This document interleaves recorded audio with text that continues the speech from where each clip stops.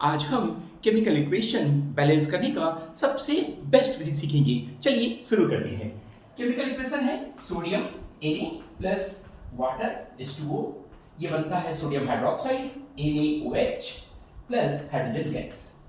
ये सबसे पहले हमें ये देखना है कि यह केमिकल इक्वेशन बैलेंस्ड है या अनबैलेंस्ड, जो कि बड़ी आसानी से चेक किया जा सकता है। चलिए देखिए, सोडियम एक एटम, यहाँ भी एक एटम, ठीक है।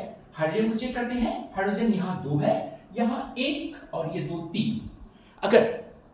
अगर एक भी एटम अनबैलेंस्ड हो, इसका मतलब पूरा का पूरा केमिकल इक्वेशन अनबैलेंस्ड होगा। मतलब यहाँ हाइड्रोजन इधर 2 है और इस तरफ 3 है, मतलब हाइड्रोजन यहाँ अनबैलेंस्ड नहीं है, यहाँ पूरा का पूरा केमिकल इक्वेशन ही अनबैलेंस्ड है। मतलब ये हम इंश्योर हो गए कि यह एक अनबैलेंस्ड केमिकल इक्वेशन है। अब क्या करें? अब हमें करना है जादू, यानी मैथमेटिकल इक्वेशन से हम इसे सॉल्व करेंगे। अब हमको क्या करना है, यहाँ पर लगाना है हमको कोफिशिएंट्स।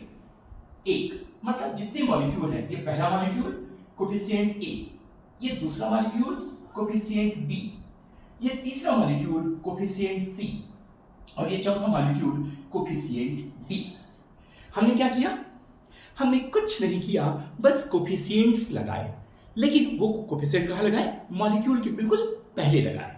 देखिए, ये पहला मॉलिक्यूल A, ये दूसरा मॉलिक्यूल B, ये तीसरा मॉलिक्यूल C और ये चौथा मॉलिक्यूल D। तो मैंने यहाँ पर A, B, C और D लगाया बिल्कुल मॉलिक्यूल के हिसाब से। यदि मॉलिक्यूल की संख्या ज्यादा होगी तो वेरिएबल की संख्या भी उसके हिसाब से उतनी ही हो जाएगी, यानी D के बाद E, F, G जितना भी चाहे। मतलब यह अनडिटरमाइंड कोफिशिएंट है, मतलब हमें मालूम नहीं कि उसका मान कितना है। तो आप देख सकते हैं कि यहाँ पर हम बिल्कुल जो क्लासिकल तरीका है वो फॉलो नहीं कर रहे हैं। यहाँ का जो तरीका है बिल्कुल मैथमेटिकल तरीका है। अब चलिए देखते हैं आगे क्या करेंगे। अब ध्यान से देखना है, यहाँ पर देखना है एटम को Na सोडियम, कुछ नहीं करना है। Na का मतलब 1, हमें इसे 1 मान लिए है ना, तो ये कितना हुआ A यानी A इस तरफ और इधर तो है नहीं, और ये है जो बराबर हो जाएगा क्योंकि ये अलजेब्रिक इक्वेशन में कन्वर्ट हो गया, तो जो इसकी जगह हो जाएगा बराबर। अब यहाँ पर सोडियम कितना है, यहाँ पर एक ही है C, तो कितना हो गया 1C यानी C। ये सोडियम के लिए, और तो सोडियम है नहीं, काम खत्म, सोडियम का काम खत्म। बराबर के इस तरफ लेफ्ट तरफ एक एटम और राइट तरफ एक एटम, तो A एक C। Na को लिखने की जरूरत नहीं क्योंकि Na, आप ये समझ लीजिए कि Na यहां से और यहां से हमने कॉमन ले लिया, तो क्या बचा A और C बचा, A बराबर C। ये मान लीजिए पहला इक्वेशन हो गया सोडियम के लिए। अब हम आएंगे हाइड्रोजन, ये हो गया हाइड्रोजन के लिए। हाइड्रोजन एटम के लिए आप ध्यान से देख सकते हैं, ये कितना है 2B है, ये कितना है हाइड्रोजन कितना है 2B, क्योंकि 2 हाइड्रोजन एटम यहाँ पर 2B, तो ये हो जाएगा 2B बराबर के इस तरफ हो गया 2B। अब जब इधर देखेंगे तो इधर कहां पर है, ये देखिए ध्यान से HC, तो ये कितना हो जाएगा S यानी एक हाइड्रोजन है, तो ये हो गया C। और यहां देखेंगे 2 है, 2 यानी 2D, तो ये हो गया 2D। बड़ा सिंपल। अब हाइड्रोजन का काम भी खत्म। अब हम आएंगे एटम, इसमें ऑक्सीजन एटम पर आ जाएंगे। चलिए ऑक्सीजन एटम पर आ गए, तो ऑक्सीजन कहां पर है, ये है, कितना है एक ही है, तो ये B है, तो B एक यानी B ओनली B बराबर। लेफ्ट में ये हो गया। अब राइट में देखेंगे, राइट में यहाँ पर एक ही ऑक्सीजन है, ये O, लेकिन उसका कोफिशिएंट कितना है C, तो हम लिख देंगे कितना, यहाँ पर ये लिखा है C ऑक्सीजन के लिए है, तो ऑक्सीजन को लिखने की जरूरत नहीं। मान लीजिए ऑक्सीजन आपने कॉमन ले लिया, तो कॉमन लिया तो ये हो गया, तो यहाँ पर बचा B और यहाँ पर बचा क्या C बचा, B बराबर C। बस आपको यहाँ पर एक लाइन खींचना है। क्या खींचना है? एक लाइन खींचना है। लाइन खींचने के बाद आपको करना है एक ही काम, बस कहीं से भी शुरू करना है, A B C D कुछ भी, बस 1 2 3 जो भी। तो हम सबसे सिंपल लेते हैं, क्या लेते हैं, A बराबर 1 लेते हैं। आप A बराबर 2 भी ले सकते हैं या आप कुछ भी ले सकते हैं।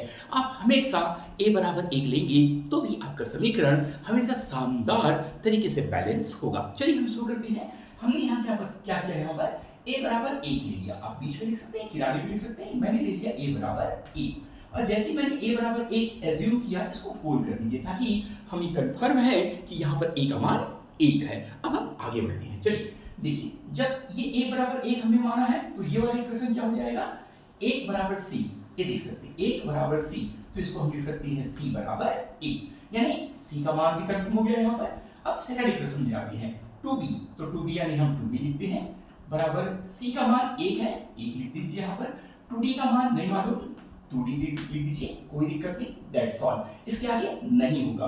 अब b बराबर c, चूंकि b तो हमें मालूम नहीं लेकिन c हमें मालूम है, कितना है c, 1 है, तो b बराबर c में इस c की जगह हम क्या लिख देंगे, 1 लिख देंगे, तो ये b बराबर 1 हो गया। और जैसे b का वैल्यू मिल गया हमें इसे क्या कर देंगे, इसे गोल कर देंगे, a बराबर 1, b बराबर 1 और c बराबर 1, 3 वैल्यू।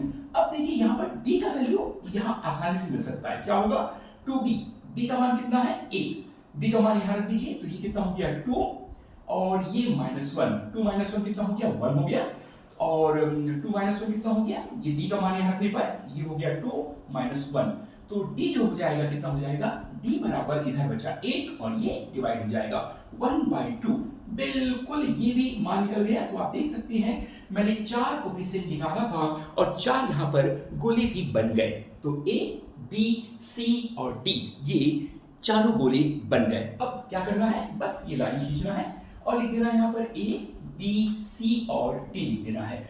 a का वैल्यू कितना 1, b का वैल्यू कितना 1, c का वैल्यू कितना 1 और d का वैल्यू कितना 1/2।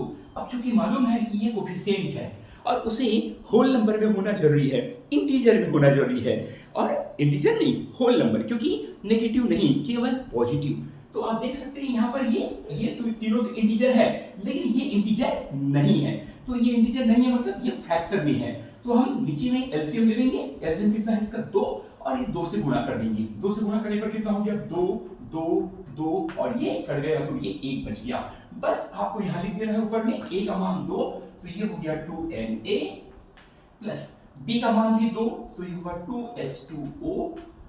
अब हम देखेंगे CNA2, C का मतलब ये भी 2, तो ये होगा 2NaOH sodium hydroxide plus D का मान आप देख सकते हैं 1 है, तो जो ये हाइड्रोजन है 1 यानी 1 आप लिख दीजिए, ना लिखेंगे तो भी चलेगा ये, तो ये वाला जो केमिकल इक्वेशन है वो बैलेंस्ड है और ये वाला जो केमिकल इक्वेशन था वो अनबैलेंस्ड था।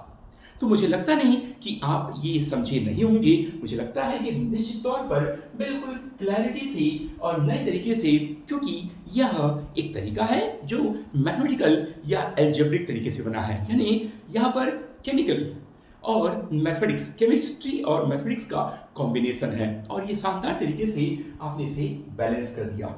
न केवल ये बल्कि आप कोई भी इक्वेशन, अनबैलेंस्ड इक्वेशन को लेंगे और उसको इस तरीके से बैलेंस कर सकते हैं। आपके लिए एक वर्क देता हूं, उसको कीजिएगा। वर्क है H2 प्लस O2 H2O। आप देख सकते हैं कि ये बैलेंस है या नहीं है, बैलेंस है या नहीं है। एक बार कंफर्म हो गया कि ये अनबैलेंस्ड केमिकल इक्वेशन है, इसके बाद बिल्कुल इस प्रोसेस के जरिए आप इसको बैलेंस कर सकते हैं। न सिर्फ ये बल्कि कोई भी अनबैलेंस्ड केमिकल इक्वेशन को हम इस तरीके से क्या कर सकते हैं, बैलेंस कर सकते हैं। आशा है ये आपको समझ आया होगा, और समझ आया है तो चैनल को लाइक शेयर और सब्सक्राइब जरूर करें। Thank you.